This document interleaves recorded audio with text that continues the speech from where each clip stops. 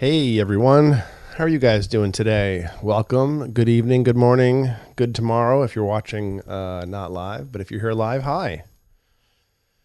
Welcome to our my Monday evening anyways, Neurofeedback and Chill live stream. And often the format is I do some neurofeedback, explain the process, and I might get into some topic. And I didn't have a topic prepared, but I had a few questions, a few direct messages come in about alpha waves over the past couple of weeks. And lots of people have been watching my different alpha wave videos, interestingly. And so I thought I might answer some more questions on alpha, unless you guys had other questions you wanted to lay on me tonight. And then I'll focus on those.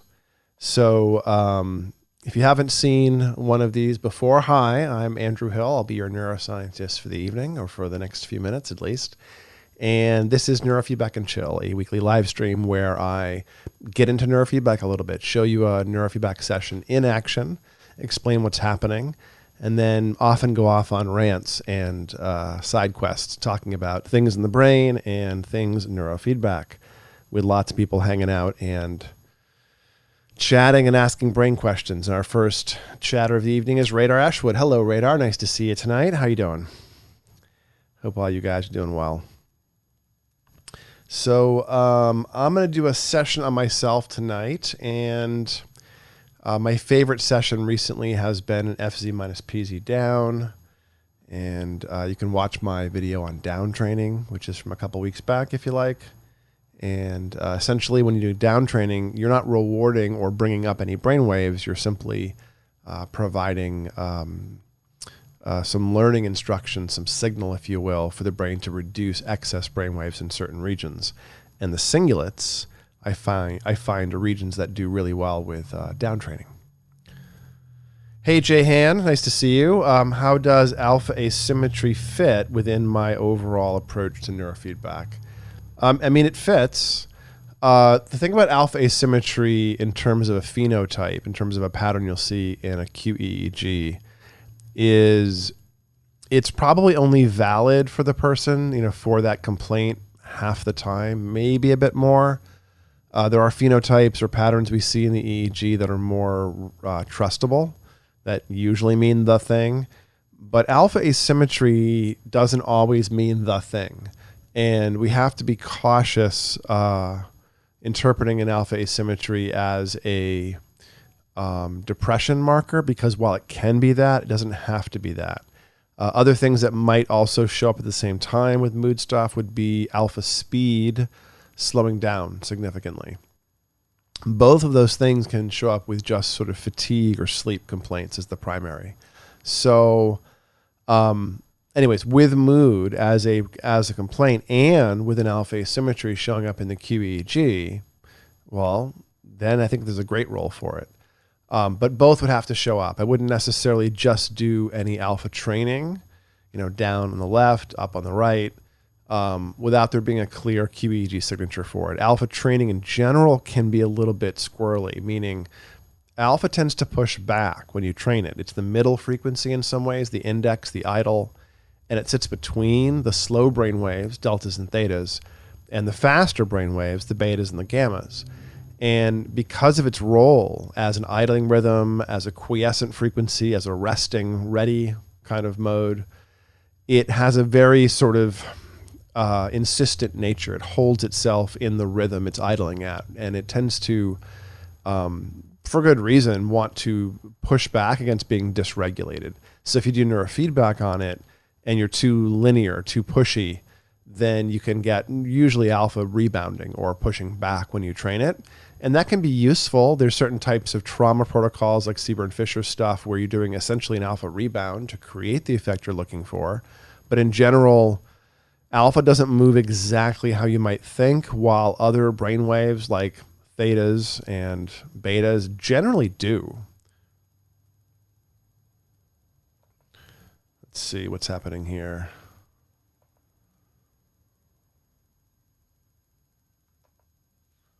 It says my YouTube studio is not connected. Let's see why.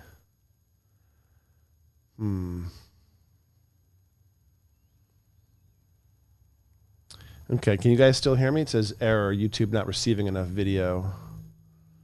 Interesting. I'm not sure what's going on there. Okay, seems to have recovered. Might be my internet being a little flaky. I don't know. All right.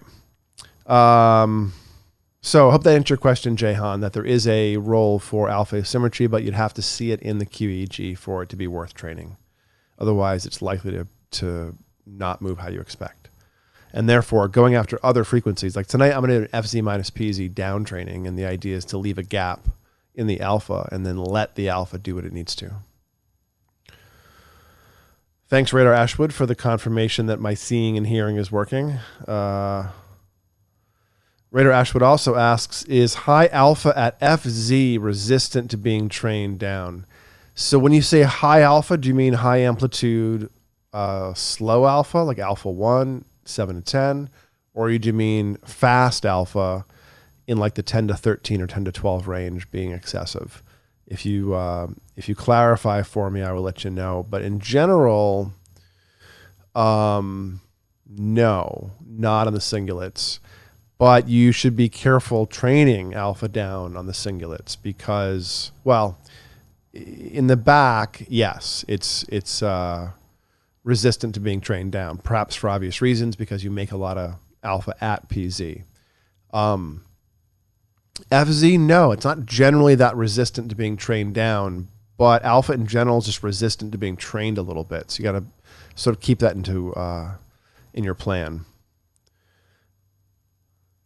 So, yeah, I mean, FZ minus what is part of my thought there too, Radar. You know, it's never a single site, right? It's always a montage that's a combination of the sites you're manipulating. So I often use FZ minus PZ because both singulates often work together. FZ minus A1 does work. I often use it. I often use FZ minus CZ actually in the back as a short. I call it a short throw. And I use that as a variant of SMR actually in SMR training with FZ minus CZ. There's a handful of ways that you can use FC, but I find that FZ in general can be a little touchy when training. And so I don't think I usually train down regular or slow alpha at FZ. If I see excess fast alpha, 10 to 12, 10 to 13 at FZ, that's likely related to things like procrastination and some forms of anxiety, and it probably gets in the way. And then I'd probably be doing inhibits that would include that region. I often inhibit 12 to 20 because beta bursts are often more in the way on the singulates. And I might widen that out and do like 10 to 20 and capture, if you will, that faster alpha variant that's surging. But it's going to be case by case. So hope that gives you some insight. Hi, Sonia. Thanks for showing up and saying hello. Welcome. Let me get my neurofeedback session going here. So I'm going to do a dual, a two-parter. Let me plan it up here. Oh, let me get my head out of the way so you guys can see what I'm doing because you might care. There we go. We'll ignore the fact that I'm looking in the completely wrong direction. All right, FZ minus PZ is fine. And I'm doing a down training. This is 12 to 20 down. 12 to 20 down or 4 to 7 down? I think I'm going to shift this actually and do a 12 to 20 inhibit and a 4 to 7 down, actually. You see how next to the reward button it has the word down in yellow? That means I'm doing an inhibit instead of even though it says reward. All right, 4 and 7. 2032. So I just flipped it. And I changed the inhibit to the inhibit and the down trained reward, which is also an inhibit. I flipped them. And the reason is because I use different auto goals. If you look carefully on the auto goals, you can see that it says 25, 65, 15 here. And by flipping the order, I've essentially changed the emphasis on the down training band. And what is this, 9 minutes probably? Yep. And then we'll do C4 minus A2 is fine. We'll go a little faster with the C4 minus A2. Just tweak it. I noticed last time I trained this, I didn't feel it quite as much, so could probably get in there and make some more beta, make some more SMR. All right, let me talk to you guys while I'm setting up.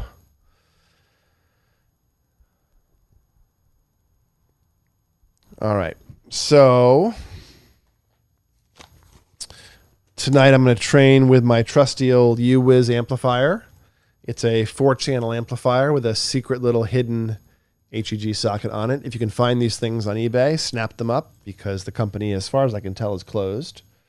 And I have some electrodes here and some electrode paste using 1020 paste, an old bucket. And this stuff is just some tacky, sticky, conductive paste. It is water soluble. It wipes right off if you use a wet wipe or something. I have some electrodes here. I don't need all 4 of them. Let me put one back. So I have 2 flat wires and 1 ear clip that I pulled out. And they're different colors, which is useful for when you're plugging things into the amplifier. You don't want to have to chase every wire down. So what I've done is selected 3 wires. And you can see that I have 2 clips and one clip and 2 flats. And the flats will of course go on my head. The clip will go on my ear. And since I'm going to do C4 minus A2 as the second half, in the second half of my protocol, that's going to become a reference, which means in the first half of my protocol, I'm going to use that same ear for a ground. You always have to do 3 wires when setting up a standard referential montage, bipolar pair plus a ground, essentially. And so taking this pasted up wire, I'm going to place it on my ear. Easy peasy. And then do the same thing, but with the flat wires on my head. So let's take that and far enough forward. Yeah, probably are. Then the back, I can do it by touch because I have a flat spot. If you have a big flat spot at like the 45-degree angle in the back of your head, your PZ is probably right in the middle of it. It usually is, unless your head's oddly shaped. And you probably know if it is. All right, so now flat wires, paste those up and place those on. One of the things I just did, you may have noticed, is I've pasted up my skin before pasting the wire up. And the reason is it'll stick a lot better if you're bald or you're putting it on bare skin.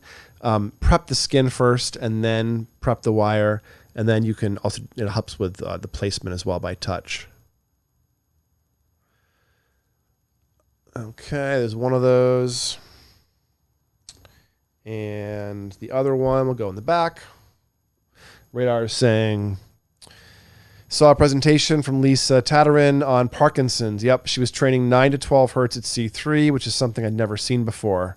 Any idea why that protocol would quickly reduce Parkinson's tremor? I don't know about 9 to 12. I find I can get really far sometimes with just regular SMR, even with a Parkinsonian set of complaints. So I'll have to watch that. That was just a couple days ago, right? The thing Lisa did. 9 to 12. That's tau, right? That's why. I could be wrong about the exact frequency range, but I have a hunch you're not talking about C3 actually as much as you're talking about like FC3 or AFC3.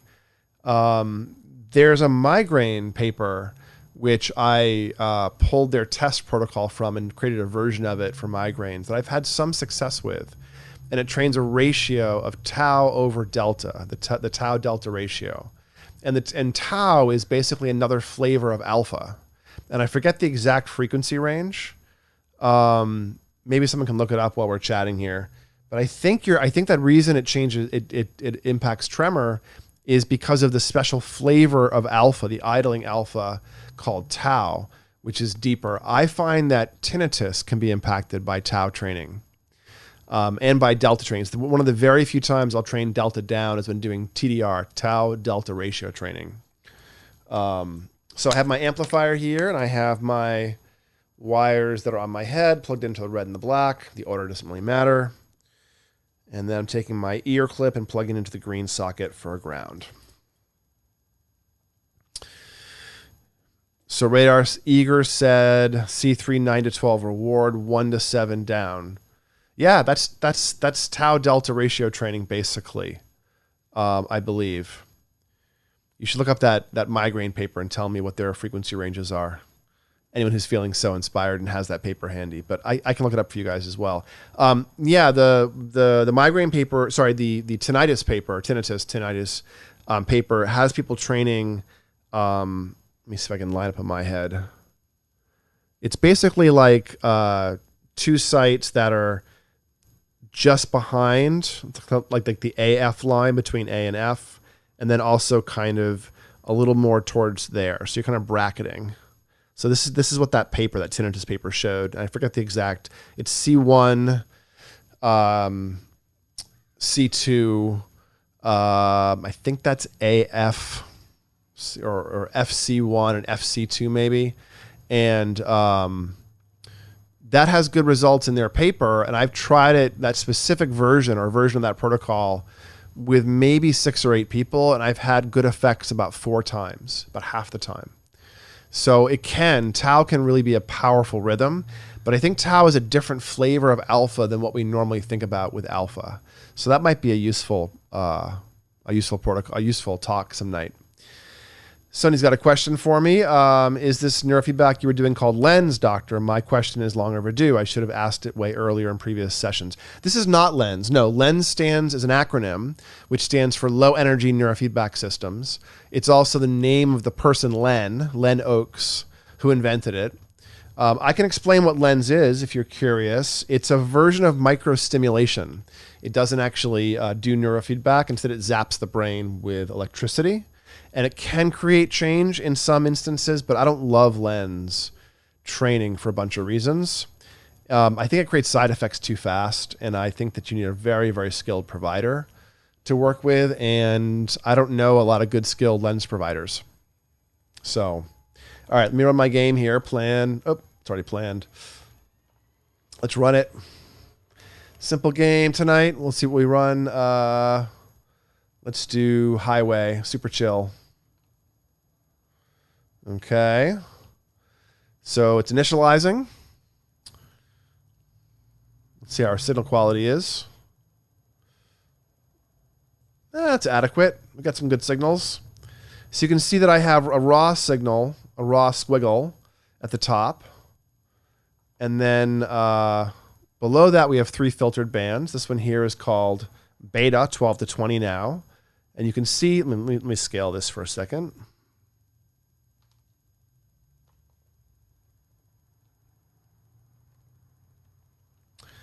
So you can see on this 12 to 20 line, I'm making, you can see there on the right, I'm making almost 11 microvolts. There it is, 11. And you want to train down for inhibit. So I've set the THR number at 11.75, and that's just above where I am in my amplitude of my beta from 12 to 20 hertz. And the same thing for my 4 to 7 hertz. I want to train that down, so I've set my average, my threshold in theory just above the average. There it is, so 17 threshold and 16.5 average. And there's another beta there below behind the game screen. And so as long as my brain trends in the right direction or the brainwaves stay in the right direction, that will let the game run once I have kicked off the game, which I will do right now with an F5. Okay. Whoops. That's weird. My game seems to have crashed. Let me actually escape and restart Eager. I'm still running from last week, it looks like. Oh, I see. Let me restart Eager one more time, because I want to run with the game. The audio was fine to run with by itself, but let me run with let me run a full Eager. Okay. All right, select client. There we go. Select me. I shouldn't have to set up again. It should all be set up already. Let's see if it worked. Run. We'll get highway. There we go. Now it's initializing. Yep, it's still all set up. Cool.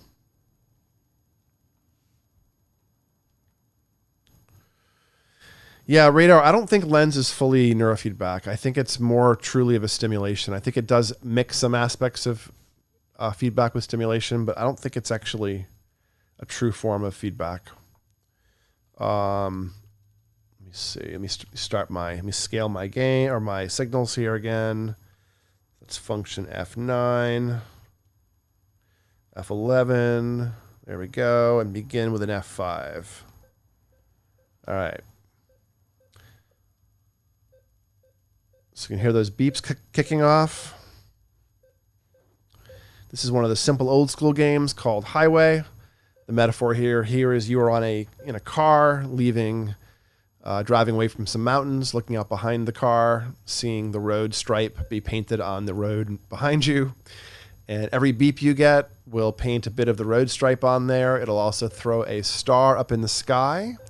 And on this game, I've yoked the Brainwaves, the band amplitudes, to the bars. So the blue bar only goes wide if my 4 to 7 is going down or staying down. The purple only goes small if my 12 to 20 is going down or staying down. And the yellow is the same for the 20 to 32 hertz. So in this case, it's the same feedback you would normally get, where the good thing happening, in this case, my 4 to 7 going down, makes the blue bar go wider. And this game has a special little treat that happens at 500 points. You can see I'm at 66 and change there already. So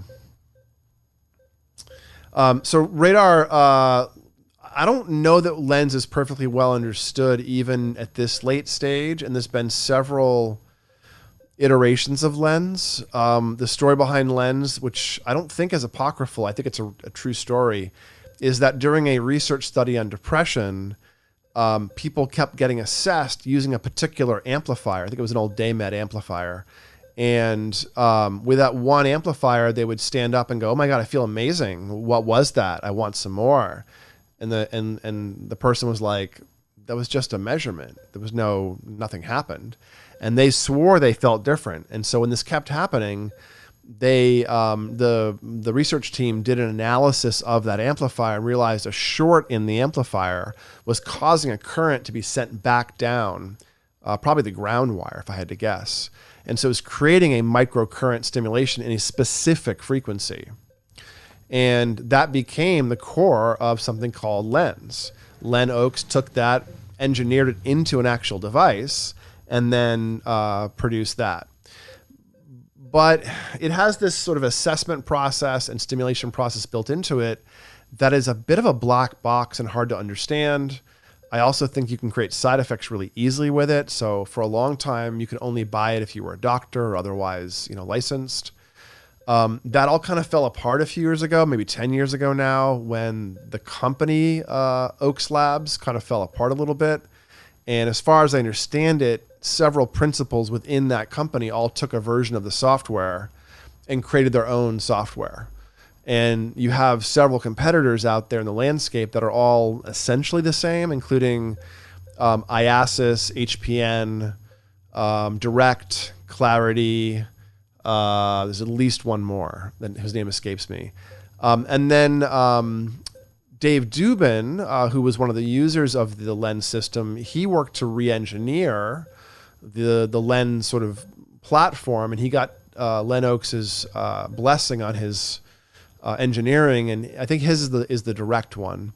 And so that's a later, if you will, an iterative version of lens, I believe. But I don't love the tech. I get people every single week coming in, or every single month anyways, coming in because of the side effects that other systems have provoked from their experience. And, sometimes it's lens creating strong anxiety. So I don't think lens is always a good fit. I do think there's been some good research showing. I saw at an ISNR conference, the HPN version of it with some NFL players showing a lot of change after CTE damage. So I think that in cases of strong, repetitive brain injury, the lens approach might be the one you want to try to find. But I also find that all the things that people say lens works better for, like brain injuries, regular neurofeedback also works just fine. So long-winded answer to your question, Sonia, but this stuff that I do here is phenotype training, otherwise known as traditional neurofeedback, sometimes called SMR training. Although right now I'm not training SMR, but as a category of neurofeedback, band training, amplitude training, traditional. The version I do is called QEEG informed. So I do QEEG mapping and then use the phenotypes to understand the person, and then iteratively work through the phenotype manipulation, getting feedback from the person's experience, adjusting as we go, and then remapping. It's a very classic way to do neurofeedback. I would say half the field at least still does it that way, ideally. And I think it's the best way to do it because you get the most reliable results across people, and you create very little risk of side effects when you move gently and slowly and iterate. So I prefer to do traditional neurofeedback, but using a QEEG as my starting place. So a hybrid of this sort of client-focused, response-focused, intuitive, and the scientific and the rigorous. So I think blending them works really well together. Ryan's asking, Ryan's asking, how does the snacker protocol work? How does it work is a great question. The snacker protocol that I call that is an FP1 minus M2 low beta reward. It's 12 to 15 hertz reward. It's got a theta inhibit there as well. The theory, and take that, with underscore in italics, the theory is that we're tapping into the insula in some way. On the right, especially. And the M2 minus the FP1 minus M2 may do something with the frontal lobe and the insula. The insula is very involved with the sensation of feeding and snacking. So there's been some studies showing that if you do TMS on the insula, you can get people to stop smoking. So it's that kind of like addictive, appetitive, oral kind of craving phenomena. And that particular protocol, at least a variant of it that I adjusted, was just one of the ones in the literature. One of the ones in the lore, in the clinical lore, where people be like, "Oh, hey, here's a protocol to blunt the desire to snack at night." So I don't know why it works, but I found it to work in a bunch of different ways, and now it generally does reduce the urge to graze or have sugar, alcohol, even cannabis late at night. The other thing I've noticed for some people is it can really have a big impact on their perspective around sugar. I've worked with 2 or 3 different people. All of them were women that had dysregulated gut secondary to gastric surgeries of some sort, and had a long history of craving sugar and other foods that were not ideal and having some trouble resisting them. And 3 different occasions. Now, these are not the only people I've used this protocol with, but in these 3 occasions, when we did it, they decided they did not like sweet foods anymore. And I don't mean they lost their interest. One mom brought her daughter to Starbucks after the session, and the daughter got a Starbucks thing and the mom got a coffee and a cake pop, which was one of her guilty pleasure secret things. And she put the cake pop in her mouth and started to eat it, and it tasted really not great.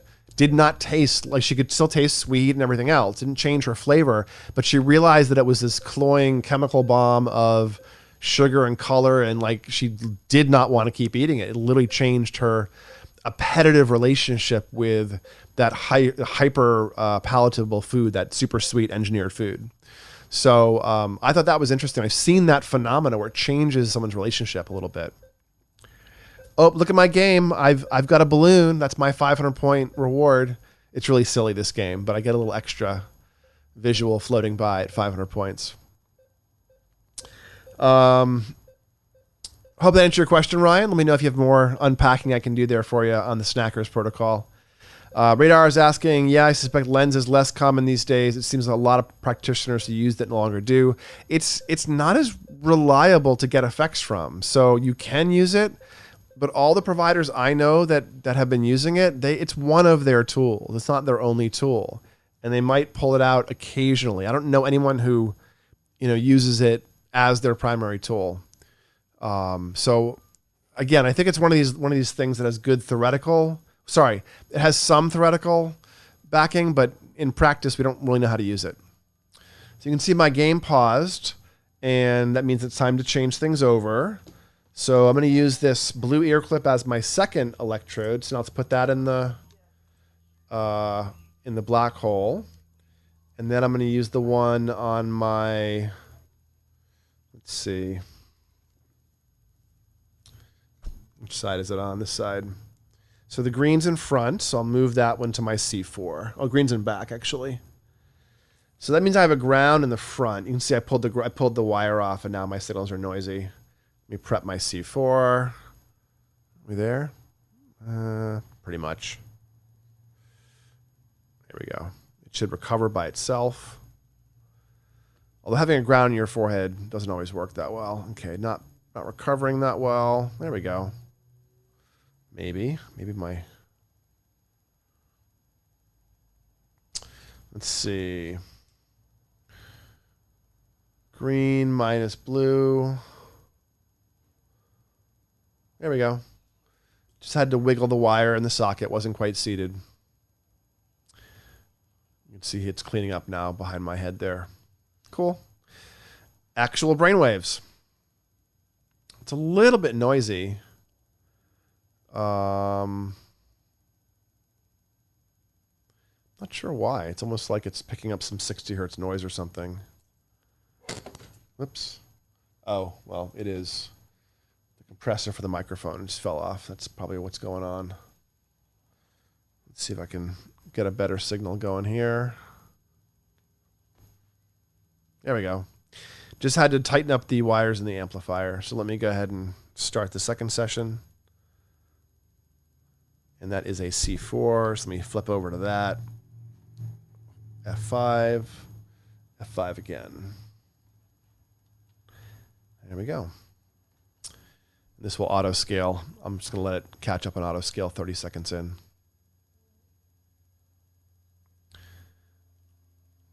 So other questions. Sonia asked, doing SMR, CZ minus T6 on a 10-year-old. Okay.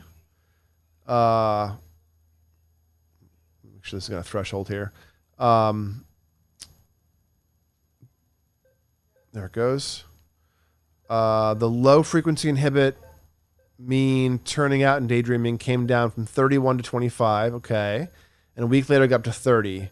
What would possibly cause it to rise? So you're talking about the amplitude of the theta in that SMR training protocol, I assume. One, fatigue. Two, a little bit of placement difference. I don't really think that you should be too focused on amplitude changes in the raw signal. In a trend in a QEEG across many weeks or months, sure, you should have change, but it's very common to have variable levels of brainwaves in similar locations when training across days with the same person. I don't think that, in my investigation, looking at large populations of people doing neurofeedback and looking at the signature of change within the session, what I found was that only about 50% of people show a within session change doing neurofeedback. And yet all of them are showing the evoked potential of the brain, understanding that neurofeedback is happening and reacting to the beta under the training wire or whatever. Only half of them show the trend on the trained bands in the session.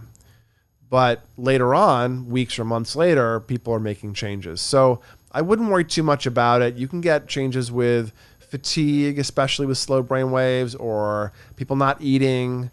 So I wouldn't worry too much about the session-to-session microvolts. Instead, I would focus on repeating the protocol, getting the effects you're looking for from that protocol, subjectively, ideally. Oh, I got my lousy signal quality going again, don't I? Just my ground. There it is. Reference. Hope that answered Sonia. Please ask more if I can unpack more. Radar Ashwood's asking, since ISF and ILF involve training slow waves, then wouldn't they be bad for training ADHD? ISF and ILF are training below 1 hertz, what is often called sub 1 or sub hertz these days. And I think you can get ADHD effects in for low and for slow, but I don't think that you would normally want to go after them there necessarily. I don't know how to do ILF or ISF for ADHD, really. Instead, you would use SMR training or SCP. you can see the literature showing that SCP training does have good impact for ADHD. And given that, it does stand to reason that ISF or ILF would also work on ADHD if you could find the sort of comparison, because slow cortical potential is another, sub-hertz training, although it's a different type of signal. So maybe, but I mean, why bother? Because you know how to do SMR training, beta training, etc. That usually works. And so I don't think you have to get fancy to make the change for most individuals. El Chatterino is asking, what's the difference in signal quality from LE to mastoid A1, A2 with eager? Is it worth dealing with? Not 100% sure what you're asking, El Chad. I will say it's really easy to work with LE in eager. Yeah,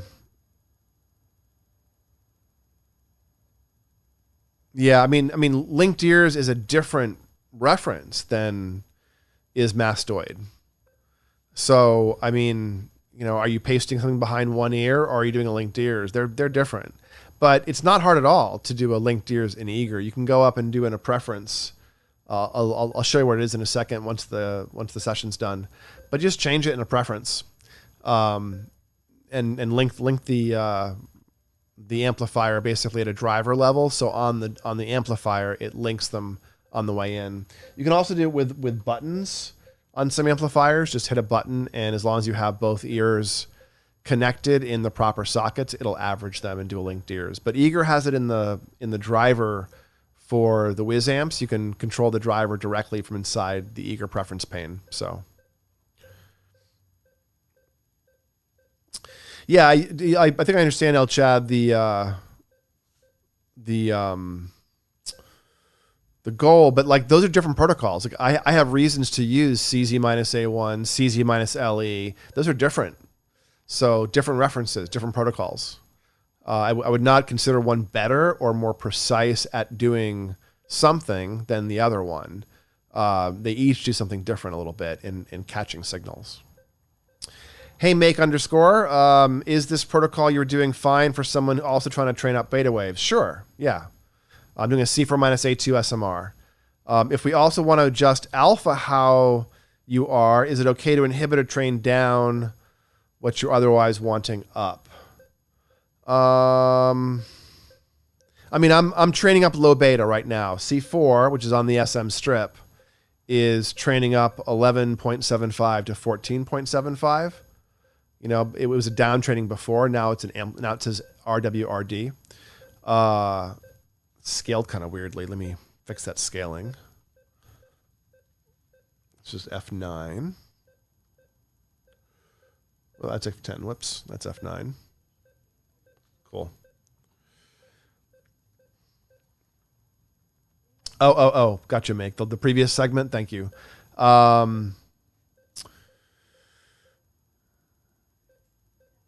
So what you're asking is, I'm still not 100% sure I understand what you're asking. Saying if you want to bring up some beta, is it also okay to bring it down in a different protocol like I'm doing? Yeah, it is.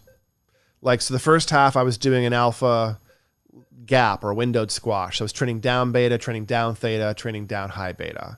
The second half I'm training up beta in a different location. That's all. So, I mean, you would not ever want to do like a 12 to 20 inhibit and then a 12 to 15 reward with the same locations involved.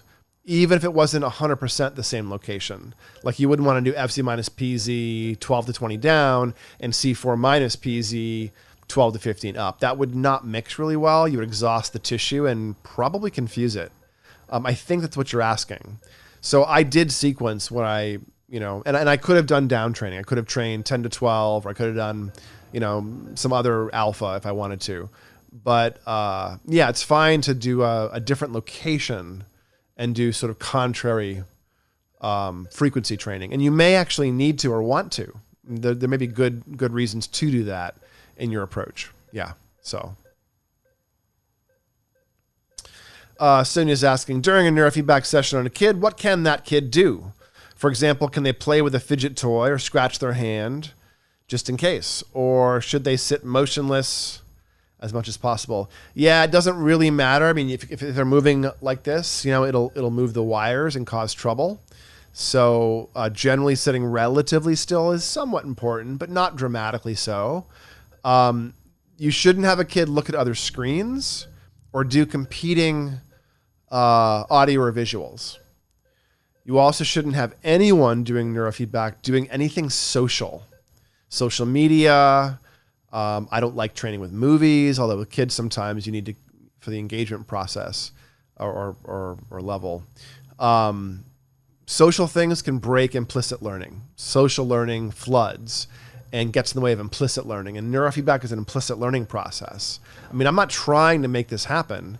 The computer is watching my brain. My brain shifts or stays shifted briefly. Beeps happen. But I'm not thinking about brainwaves or feeling them. So it's implicit learning. My brain is figuring out the rules. And if you flood the screen with explosions and car crashes, or you're arguing with your uncle on Facebook, it's social, and you're going to mask the stream of information and interfere with it of the more simple, discrete information your brain is learning from and associating its activity to. So yeah, a kid can fidget, and they can play with a small toy. You can get a sensory, a plushie or a stuffy can work really well for tactile, or a blanket, a fuzzy blanket, a weighted blanket. Those are great actually for neurofeedback. In fact, a weighted blanket creates SMR. You do deep pressure or tight holding, and you create SMR. This is the function of Temple Grandin's discovery around cow crushers, making you feel really, really deeply calm when squeezed very, very strongly. Sensory motor rhythm, stillness, deep, deep stillness. So yeah, they can fidget. If they fidget too much, show them that when they're moving and clenching their jaw and, wiggling their head around, that the signals are changing. You can see here on my signal, I clench my jaw, and it jumps, I show that to a kid, and for 5 minutes they'll do just that, but then they're over it, and then they'll sit back and they realize it's in the way of the game. So if you move too much, the games are like self-defeating in some ways. And you can bribe a kid, get them to see how many points they can get per period, or some games in Eager you can unveil picture grids, kind of puzzle pieces, and you can create a whole image gallery of their favorite thing, their Pokemon, their ice cream flavors, whatever, and then have the picture grid dropping away randomly, helping to catch their attention. That can be fun. With a kid who's got a lot of obsessiveness, like an autistic kid who's got like hyper-focused interests, a gallery that's all trains or all cars or whatever they're interested in can be really compelling. So Make is asking if one is generally trying to increase some range of beta at FZ, but also trying to create the window for alpha, is it protocol that inhibits 12 to 20 appropriate? No, it wouldn't be. But I would argue that you almost never want to reward beta at FZ. Rewarding beta at FZ is a great way to create side effects. It does not like beta rewards generally. You can do it under rare circumstances, but you're probably not doing much in the actual true beta range, and you're probably doing something like FZ minus CZ, i.e. an SMR protocol. If you did a regular beta, like a 15 to 18 hertz at FZ minus A1 or something, that would create side effects in most people. A lot of side effects, actually. You'd probably end up with like OCD level things or tics created or enhanced by doing FZ minus A1 beta rewards. Even if someone has low beta on their QEEG, you should probably not reward beta at FZ. It just doesn't react very well. So, and that's not something you would know looking at a QEEG. You have to kind of know the tissues you're training and know that the cingulates do a lot of their work in a very low beta, and they do a lot of their work by inhibiting theta and by shifting in and out of alpha. And so, I mean, think about the kinds of things we see on a QEEG. It's not usually too little beta. It's usually too much theta or too much beta at FZ. You can think about different tissues, different circuitry having different failure modes. And FZ's failure modes are either high beta or high theta. There's not really a failure mode or a cramp mode at FZ that's beta low, basically. You mean, is there somebody with that? Sure, I'm sure there is. But I probably still wouldn't train their beta up at FZ. So in your hypothetical, I'd want to know a lot more, basically. But I would wonder that for this particular protocol, FZ minus PZ, since you so rarely want to reward beta, I think it's often a good inhibit, actually.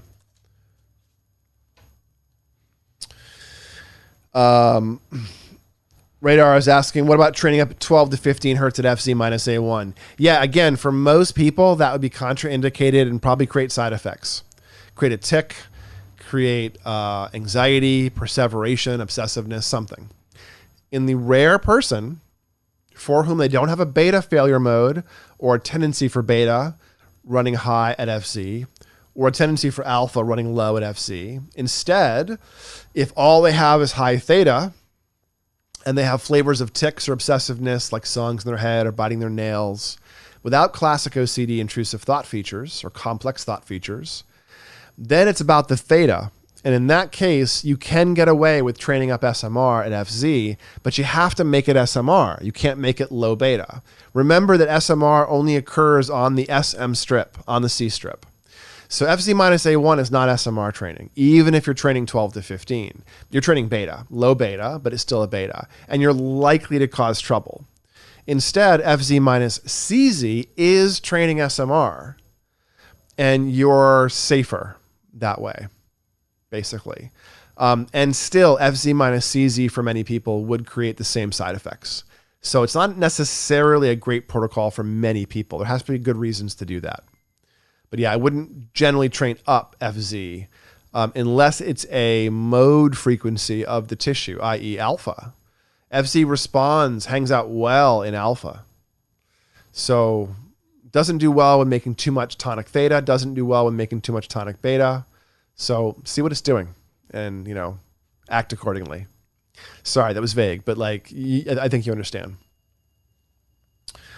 El Chatterino, with gaming or movies as the feedback, is that not also forcing cognitive engagement and visual processing, which could be counterintuitive, depending on what you were trying to train and address? Yes, but no. I mean, yes, you're right, but no, I don't think it matters. I mean, I think the cognitive, the expectation, the bias impacts involved with operant conditioning don't matter here. I mean, I know it's a strong statement, but we know this works if people are unconscious. We know this works if you're a cat getting squirts of chicken broth in response to audio. So the expectation component doesn't seem to be about the appetitive or qualitative nature of the stimuli. The expectation involved with and the reward around that creates the associative learning and operant conditioning seems to be about the brain's ability to notice the timing of the reward against the stimulus, meaning the brainwave and then the reward happening in response to the brainwave. That's not really a process that requires voluntary expectation to watch a game or wait for a reward. And I would argue that rewards are happening constantly and too fast to really track conscious thought anyways. So no, I don't think it matters. I don't think the whole you have to try and you have to sit there and you have to focus largely doesn't matter. And yes, it can get in the way. You get somebody with a concussion or major migraines and visuals may be really intense and exhaust the tissue. And so, yeah, I mean, you can get away with doing this without a lot of active engagement and without visuals. So involuntary operant conditioning. Sonia's asking related questions. Sorry, doctor, instead of having looking at the monitor, can the kid look at a picture on the wall or during neurofeedback? Absolutely. Yeah. Look at a picture, look at art books, color, draw, do their math homework, read even. Now, a couple caveats on doing things active like reading or doing homework. Ergonomics can get in the way. You get a kid who's curling up and reading like this, you're not going to get good signal quality. Or who slouches over when they're doing their math homework, you're not going to get them to, get good signals. So that's something to think about. How are the ergonomics of the setup working for their homework or not? Second, you don't really want to do on-task based things until you know how the protocols are working. So 6, 7, 8 sessions in, you should be getting somewhere. And then if you need or want to have the kid do task-based work, you might be able to, get them to sit more still when doing their homework, whatever, because they're focused on something, and that might get more training in. It might make up for the fact they're not sitting and like quite as aware of it. So I think it's a wash with kids and a useful thing to do to have them do their homework. I also think with some people, some flavors of ADHD, when you go to concentrate, the brain browns out. You get tons of alpha everywhere. And some flavors of anxiety as well. When you go, you get this dissociative almost alpha that shows up under stress. And I think under those circumstances, task-based training isn't a more voluntary thing. It's just eliciting the phenomena so that the software catches the excessive alpha faster. So I think doing task-based things for ADHD might actually train faster because you're kind of showing the big surges of slow brainwaves while you brown out and get distracted trying to do your homework. But that's like a phenomena of putting those together, not a voluntary component of one trying and the other responding. So, but yeah, Sonia, give them anything fun to do that's not too physically active and doesn't require other audio or other visuals, and it's fine. In some of my offices for a while when we first opened, we had foam puzzles of brains, little brains made up of foam puzzle parts. And, after a few months, we had various puzzle parts missing in all the offices. So we stopped having those foam brain puzzles. But stuff like that is fine and great for kids to do. And does not impact the process of neurofeedback really for them. If anything, it might make it better because now they're going to sit still. So yeah. Probably don't want to have screens on during a QEEG if you can.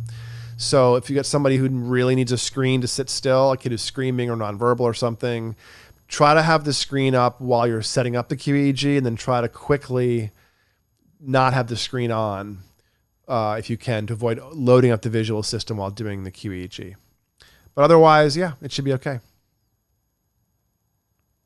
And yeah, during neurofeedback with SMR, Sonia, that's fine. The protocol itself doesn't really impact the need to do visual training or not. Some protocols rather are done eyes closed.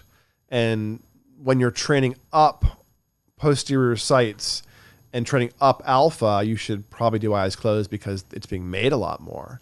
But in general, you can do audio only training with SMR just fine. Yeah. So give them some other visual thing to focus on, just to give them something to focus on. But it won't impact or impair the training. Yeah. Great questions tonight, guys. I really appreciate it. Ooh, I'm kind of feeling my session a little bit, just a little bit woozy actually. Last week and the week before when I trained down my 12 to 20, I felt kind of a mood lift. And just by flipping those two orders, I feel it feels different. And I thought I was going to feel more energy, really putting my thumb on theta more. And I thought I might get a surge of focus. But if anything, I feel kind of like maybe I overtrained it, but I feel like I'm less focused, more distractible, a little bit, tiny bit out of it. So we'll have to see what happens in the next couple hours. That'll tell me how the protocol should be arranged for me, essentially. Well, guys, thanks for hanging out with me tonight here on this Monday. I really appreciate your attention, your questions, your participation in Neurofeedback and Chill. Oh, my pleasure, Sonia, and everyone else who's been asking questions. I really appreciate your guys' attention, your time. There's a bunch of you here tonight just chilling. And let me know if there's questions you want answered. Feel free to leave them in this chat live or later in the comments in the video. Do me a favor, if you're not already subscribed, please subscribe to the channel. Give this video or another one a like, maybe a comment or two to appease the YouTube algorithm gods. Until next week, folks, you have a great rest of your week. Take good care.